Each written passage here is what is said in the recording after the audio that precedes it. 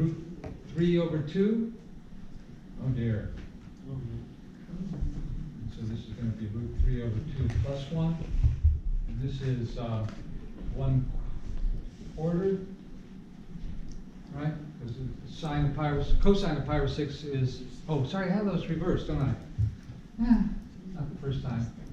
Okay, so sine is a half, and cosine is square root of 3 over 2, so the square of that is 3/4. So I'm going to write negative 3/4 up here, and downstairs I'll have 1/2 plus 1 squared, right?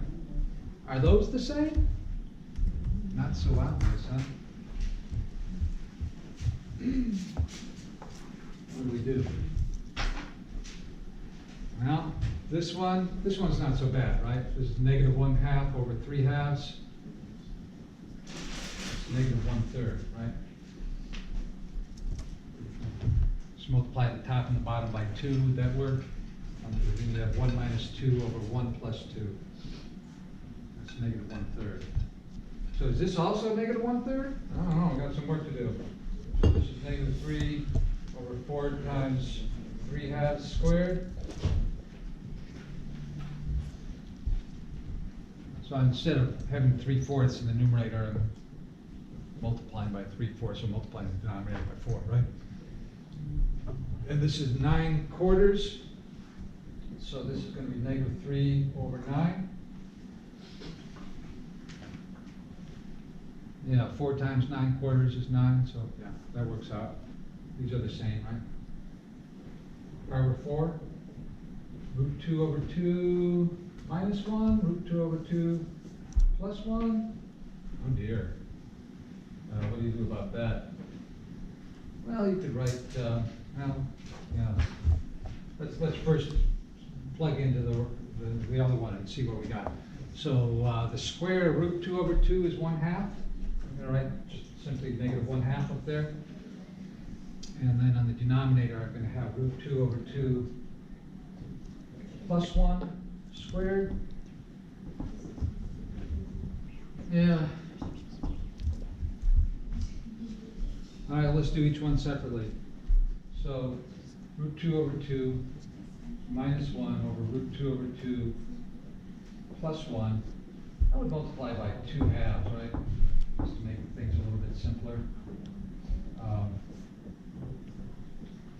Okay, so we get rid of the complex fraction when we do that.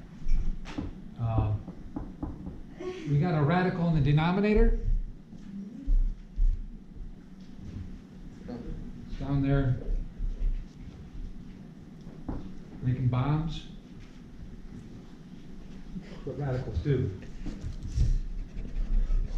Gotcha. I got it.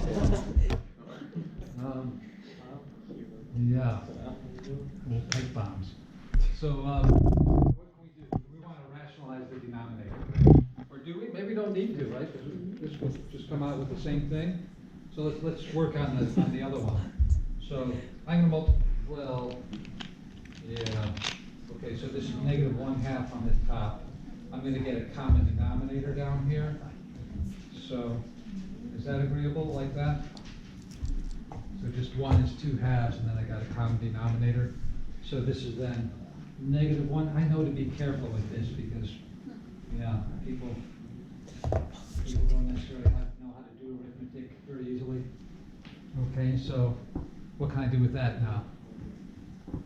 You see what I did? I squared the numerator without expanding it. It was already being squared, but now I distributed the square over the numerator and denominator, and the denominator is 4 now, right? So I can multiply the numerator by the reciprocal of the denominator. Oh dear. Those are not looking very much like the same thing, are they?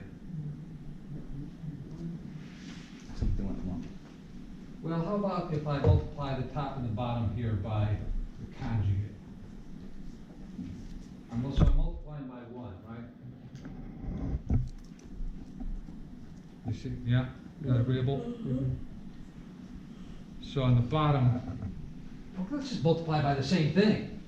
I multiply the top by its conjugate, right? Because we just want to see that these are the same. We don't even necessarily want to rationalize the denominator. So now I'll have the same thing in the denominator. Will I have the same thing in the numerator? It is the same. Yeah, so square root of 2 plus 2 squared on the denominator, that's the same as this denominator. On the top, I got a difference of squares, right? Yes. So that's 2 minus 4. Sure enough, those are the same, huh? So, yeah, these are the same. And we can do pi over 3, but let's look at the graph on the computer again. So I'm going to have these things out of the way. And the left side was sine x minus 1 in parentheses,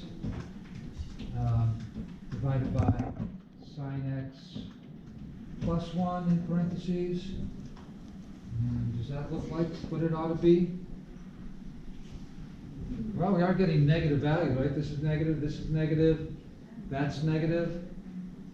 So all these values are negative. And sure enough, the graph shows negative values. I think it's 0 somewhere in there. So how about the right side? So that's negative.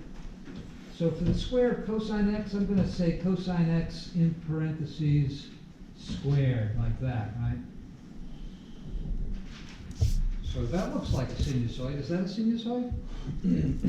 They're not the same yet because I haven't finished typing it in. Just shift it down. Yeah, that is a sinusoid. We're going to have to see why when you square cosine you get a sinusoid. That's going to be one of the things that we discover. We don't know that yet, but it turns out to be true. Or maybe you do know it. I don't know what you know. So now I'm going to divide that by the square of 1 more than sine x. Okay, so sine x plus 1. Okay, they're not the same yet, but I haven't squared it yet, right? So I square it, and boom, they overlap. And what's the name of this new function? T of x? Or I've got f1. Yeah, f1 of x, huh? How do you write f1? Underscore 1 of x minus shift. Yeah. So there you see the shift, and they overlap when the shift is 0.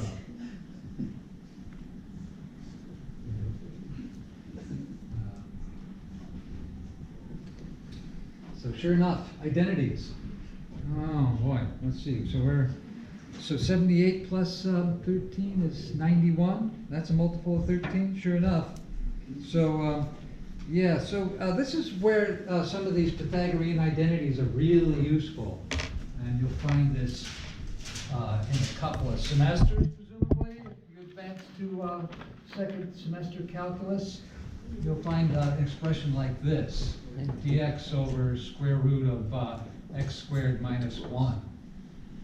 And you'll be wondering, what do I do with this thing? Because that's a hard, this is an integral, and so this is a hard integrand. So in 91, they give us x squared minus 1. They say simplify, make a substitution.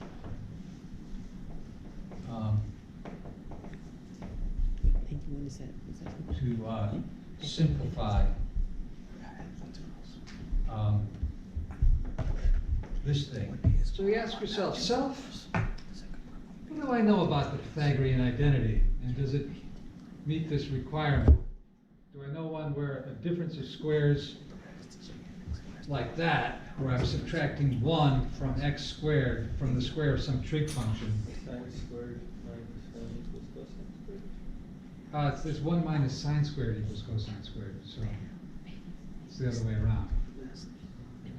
Yeah. You're in the right ballpark, it's the wrong field. You're in left field, in right field. So they actually suggest the substitution here. They say let x equal secant theta. Yeah. Then square root of x squared minus 1 is going to be the square root of secant squared theta minus 1, right?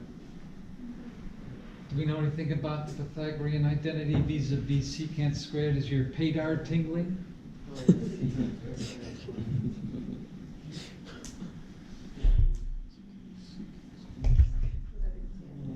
Tangent squared, right.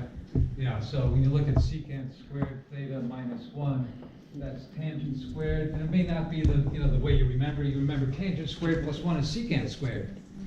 We'll just subtract 1 from both sides and you got this, right? So it's an equivalent form of that same identity. And so this is now equal to the positive square root of tangent squared, which technically is the absolute value of tangent, right? Because you're taking the positive square root of the square. So if tangent is negative, you want that to be a positive. And tangent can be negative, right? So the way you would finish this, then you would say, well, dx d theta is the derivative of secant theta, and everybody knows that secant tangent, right? You've memorized this? You don't need to memorize this. But, so then you would substitute, so dx secant theta tangent theta, and let's just ignore